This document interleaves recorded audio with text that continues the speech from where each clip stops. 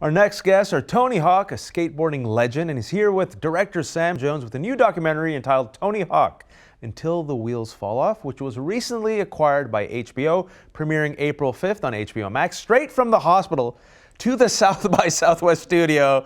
Hey, thank you for joining us. You literally came here on crutches. And I did. What did you break this time, sir? I broke my femur, which is a new one for me, so check that one off the list. I broke my femur on Monday, and this was coming, and you weren't going to stop me from being here.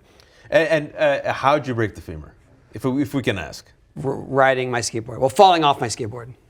Of course. Of course. And with Sam, when you heard that, you're like, awesome timing, Tony. Thank you so much for breaking your femur right before the premiere at South by. Yeah, I was really impressed with his commitment. He's like, the movie just needs one more little push of publicity, so I'll break my femur. I'm still not becoming a skater. I think I need to get out there and promote my brand a little bit more. That's right. I really appreciate the fact we were prepared for you. We're like, dude, the guy broke his femur. It's okay. He can cancel. You limped here on your crutches. We appreciate you guys being here. Of course. You premiered the doc earlier today at South by. You were with a live audience. We're still in a pandemic. This festival is up and coming. It's one of the first major festivals live to kick up. This is the first time we're doing South by in 3 years. Yeah. How did it feel to be with people, not just on a Zoom link, but feel the crowd and have them see Tony's story at the theater today? It was great. I mean, it was so fun, and we had looked at Sundance, and we didn't have the film quite ready to get it into Sundance, which turned out to be the greatest blessing ever, because that was a virtual. It went virtual again. It went virtual, and look, for anyone who makes films, the dream is to have it up on the big screen, and to see a room full of people and how they react when they're seeing this story playing out bigger than life. And we haven't been able to do that. We haven't been able to see live music and to come here, just talk to each other like this. I know, and to not wear a mask all day and have your ears pulled this out of your head, and it was great. Not just to be in the theater, but just to be around people who are excited about movies, and to have Tony make the trip here. Because honestly, when I heard the news, I was sure that we were. The wheels have fallen off. He wasn't coming. It's over. Yeah. The wheels were still on. They were just further away from me. There was just two wheels, and he had to go like this. But Tony, you decided to entrust your story at this stage of your career. It's a really intimate look at your life, right? You're a man in his 50s. You've accomplished the dream, and you're still skateboarding, sometimes breaking femurs, sometimes not. But this is a more intimate look at your life, behind the scenes, behind the fame, behind the celebrity, at this stage of your life. It's a vulnerability, it's an intimacy, and you entrust Sam with this story. You could have had the whole world of directors. Why'd you say Sam's the right guy to tell my version, my story at this time in my life? Well, truly, because Sam is a skater at heart. He skated in those events that he covers in this documentary in the early 80s.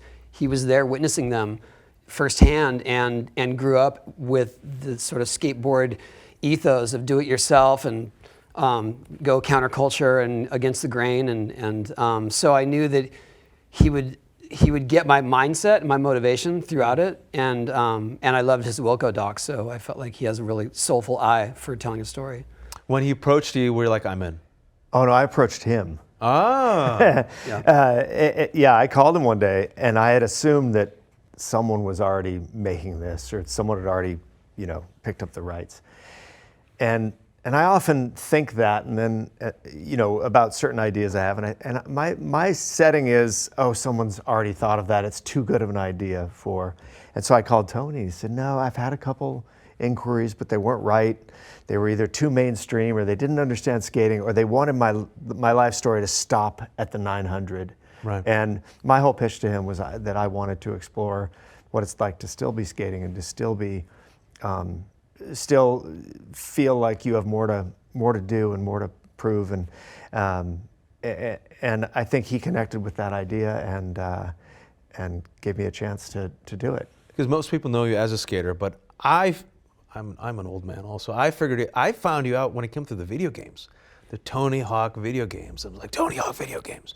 You've moved beyond that. So skater, video gamer, entrepreneur, philanthropist, family man. There's layers to you, and you're still doing it. You're still evolving. What do you think is it about your story right now that you wanted people to really get from like Tony Hawk's life right now at this moment? Well, I think that the value of perseverance and pursuing your dreams, and things I do for a living, I make great money doing them, but I would do them for free any day. And I feel like that's the mark of success, is that you really love what you do. And sure, I would love to have accolades for charity work and raising awareness for skateboarding and all that, but at the core, that's still the crux of what I do and why I do it. At heart, you're still a skater, always. Yeah, I mean, that's what feeds me. I mean, just this, I was just, the way my wife puts it, like I was just playing with friends on Monday and it turned into a broken femur, but I wouldn't change it. I really was enjoying myself, and I paid the price for getting a little careless. I've learned from this, and I'm going to go on. And it's the first time you said you ever broke your femur. This is the first time. Yeah. And you've done, for those who don't know, you were first famous for doing the 720, which is 2 revolutions in the air. And you handle that, you perfected that, and then now you're like, all right, I got to take that risk. And you still feel the drive as a skater to challenge yourself, even as the body doesn't keep up? I do, but it's funny because before I got hurt, I would have said, well, I do, but I don't do such high impact tricks anymore. And then here we are. But the tricks that I'm learning now, but the tricks that I have been learning in recent years are much more low impact, a little more intricate. They're more for skaters, not for a general audience. They're not going to move the needle with ESPN highlights or anything. But sorry, you've done enough, my friend. Well, it gives me enough to go on. I mean, it's enough for me that I get to be creative in that way. You mentioned something about finding the right partner, right? And Sam's a skater. You said, how you guys have known each other. The mixture between mainstream, but also the DIY skater personality, the ethos that you said. How did that come together for this project? Because you are now, for better or worse, a mainstream brand. You are Tony Hawk, but I'm sure you're sitting there like, no, I'm just a skater. Oh, also worth millions of dollars, right? And you have a mainstream audience here at South by Southwest. So when you're telling this particular story, you got the niche audience that knows Tony Hawk as a skater, but I'm sure you're also thinking, we want to broaden this out and reach folks who might not know Tony's story, beyond the skater. How do you handle that within a 90-minute documentary? Yeah, well, I think the main thing is that I did want to make this for an audience that wasn't skate specific. Right. I figured the skaters are going to see it regardless, and I figured that my understanding of his career and of the sport itself was going to draw the skaters in. But what I wanted to make sure is that I could add some nuance to his story for people who just know him as a brand or as Tony Hawk, the video game guy or whatever, that we could bring in a mainstream audience, but also give them more of a sense that they now understand more about a skater's philosophy or culture or mindset than they would have before. And that was the trick in this film, was to find the balance so that the audience could feel like they could come out with this sense of really knowing what it is like to be a skater. And I showed just to tease it, right? Yeah. Because I don't want people to, I mean, what is it like? If you had to give a pitch, like if I can show you just very quickly a tease of the mindset of a skater, what would you say, having documented Tony's life? Man, I think the mindset of a skater is that you can creatively push yourself to do something that you didn't think possible, and when it happens, there's no better feeling in the world. Even plugging in a guitar and turning it up to 10 and playing a big giant open A chord, it's not as good as, I remember when I first learned a backside ollie on vertical, and I came home and this is a crazy story, I came home and I was so happy, it was like midnight, that I started playing the piano in my house, knowing that it was gonna piss my father off. And sure enough, I did a backside ollie, father. And it didn't even, like, his anger didn't even bother me. I was just so excited. And that's what being a skater is like. You do something, accomplish something, and the feeling you get is you're so charged up. It's better than almost anything. I mean, did I get that right? Yeah, well, like I say, when I first did my own unique trick and created one, I was 11 and I learned how to jump and turn my board under my feet, which in a direction that no one had done before. That feeling is like the dragon I've been chasing the whole time, ever since. It's joy, pure joy. Joy and validation. And the validations come from you being able That's it. to It's a create- challenge you pose for yourself. Yeah. And you overcome it. And you don't need the accolades. You don't need your. And you don't do it for the money. You do it for you. Wait, was there money? No, I'm saying like that's. I mean, well, now there's money. There is money Because now, you but- and others, now there's money. Now you got 11-year-old, 12. I was watching. I was turning on the TV randomly, and I saw a competition. There were young girls. Oh yeah. Skating, and like the phenom was like this 15-year-old girl. I'm like, what? This is amazing. Like I did not see that growing up, because when I was growing up, even now, you go to public parks in some gentrified communities, and you always got that old person saying, "You skaters!" Rah! And I'm always very curious why the older generation has such animosity to these young kids who are just pretty much minding their own business, having fun and creating. What is it about skateboarding that is still so subversive and dangerous to some elements of society, who don't recognize it, don't validate it, and think it just belongs, when no one can see it? Well, I think that firstly, through the 80s and 90s, skating was very niche. And so there weren't many facilities, and they all closed up when the money dried up. And so skaters took to the streets, and they became considered menaces of the streets because they're skating public property. They're just trying to find a place to do it. But that stigma stuck. And, they got crazy hairdos, and they listen to punk rock music, and all those things, it was all counterculture. And so I feel like there's an older generation that still sees it as such, but a newer generation will tune into the Olympics and see That's right. young girls. Tokyo. And exactly, see young girls and see a true melting pot of the world competing with each other and cheering each other on, where you don't see that in any other Olympic sport. It's a community. It seems like a community where even if you're competing with folks, it seems that when I see it, I'm like, when someone pulls off a trick, there seems to be like joy in the fellow skater watching, like, oh, he or she pulled it off. I can do it. When you guys are former skaters and you guys are still skating, I'm assuming you're still a skater at heart. You still skate? Yes, not as much as I used to. Nobody still skate. When you saw skating officially recognized as an Olympic sport in Tokyo, like, how did you feel as the godfathers of the sport?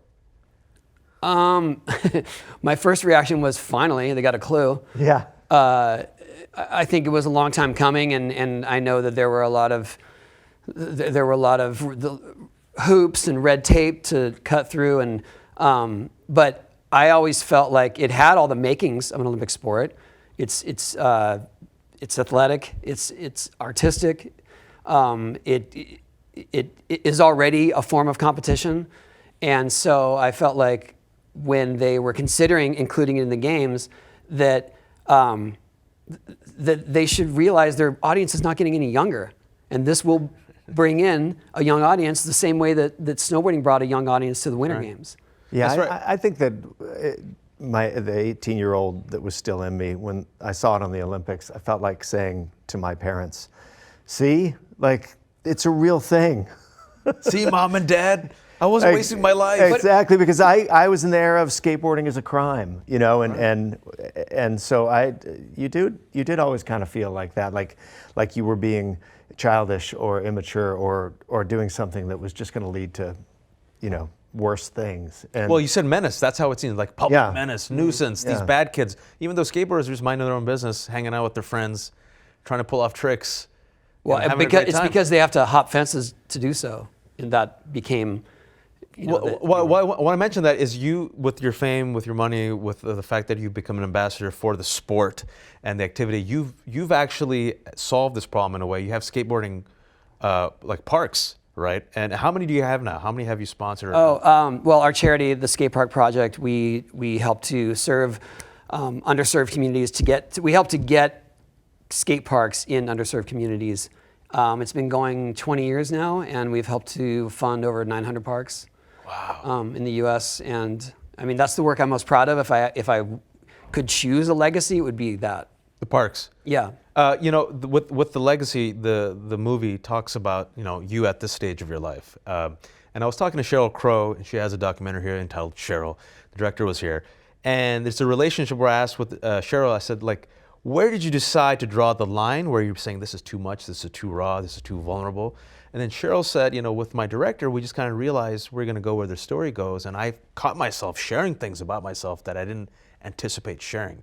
And the project became better. I became a better person for it. With this relationship that you had with Sam making this movie, did you find yourself deciding this moment, I'm going to share parts of myself that make me uncomfortable, but I got to go there? I don't know if it was a conscious decision, but it was definitely him as a filmmaker and an interviewer that brought that out. What came out, Sam, that you captured, that knowing Tony for a long time, they're like, wow, they get to see my friend, this side of my friend? Well, I think when you're making a documentary, you can't help but put yourself into it. And to me, the family and marriage and fatherhood were all things that they're big events and big topics in my own life. And becoming a good father and examining the relationship that I had with my own father made me want to examine the relationship that Tony had with his father and the kind of father he wanted to be and how he had to learn how to be that. And so those things, I think, those things were important to me, but more than that even, it was the relationship and the relating that I felt to Tony about our sort of shared, we were not the kids that were the popular kids that everyone Welcome liked. to the club. And so, I really pushed Tony to really talk about what it felt like, because I was there back then and I knew he got a lot of crap from other skaters. Well, if they could see you now. Most of them can. Yeah. But that was important to me to push on that and to sort of push on the side that is the work we all have to do to become the best versions of ourselves. Like, that's an important part. You can't just look at the success of somebody and use that as a calculator for how to judge their life. You have to look at the growth that they wanted to make. And the part of the story that resonated with me also, what you're saying is, as fathers, and we take that very seriously, I was reading an interview where you said, one of the regrets that you have in this storied career is that skateboarding, the philanthropy, the entrepreneurship, it took you around the world. But sometimes it takes you away from your kids and your family. It's just time. And you said that was a regret. And with the pandemic, as the world has been flattened unequally, we've been at home. But did that allow you to perhaps, make amends, in a sense, spend more time and be a better father? I like to think I made that change long before the pandemic hit. And learn to prioritize. That was it. It was all learning to prioritize and learning to say no, because all the opportunities and things that were afforded to me, I was just saying yes to everything back in the day, so to speak, and realized that it doesn't all matter. Not all of it resonates, and it's just bringing you further away from your family. So I think I learned to make that change long before. Thankfully, you didn't need the pandemic to learn that massive honestly, the life lesson. Pandemic was great because I didn't have that. And that was the worst quote. The pandemic was great. Let's just erase that. That's right. We understand what you're saying. There was an advantage to being at home and truly being in a routine with kids that was very special. Because even so, I used to still have to travel. I was picking and choosing my travel schedule, but when COVID hit, it was over. Yeah, it's over. Done. There was no travel. And what was fascinating was that during the whole time we made the film, COVID was going on, and Tony was skating 4, 5, 6 days a week. And so he does some of his most phenomenal skating at the end of our film and did tricks that I didn't think I'd ever see him do again. He did a 720 in our film. Oh. And the level of your skating rose so much from having no distractions and no travel. Yeah, for sure. I found my rhythm really impressive. You found your roots? Yeah. I found my rhythm. Like it's hard to explain, but I found the flow, or I found the zone. I can only dream and hope. I got on a skateboard at Target a couple of months ago like a fool, just to try to impress my child, and I almost fell off and broke my neck, and I'm like, thank God I could hold on to something for dear life, and my shame was not documented on video. But it's a gift, it's a talent. And did you get like a sense of energized spirit, the skater in you kind of reborn as a result of documenting Tony? You're like, I still got some moves. Maybe I can still do it. Our editor, Greg Fenton, is also a skater. Yeah. And we used to see each other at the park a lot. So we would take skate breaks while making this film. We would go to Harbor City Skate Park or the Cove or down to Seal Beach and and we did a lot of skating. Greg has a mini ramp in his backyard, so we would take breaks and skate together. And then I skated Tony's ramp when he left because I didn't want him to see me skate it. But yeah, I was skating throughout making it. You know, I got 30 seconds left. I could talk to you guys for another hour, but there's young skaters watching right now. There's people like, I love Tony Hawk. I love his career. I love the fact that you guys are friends and you guys are still skaters. What advice would you give a young skater who wants to, at the very least, emulate your career or still have the skater ethos and still be mainstream?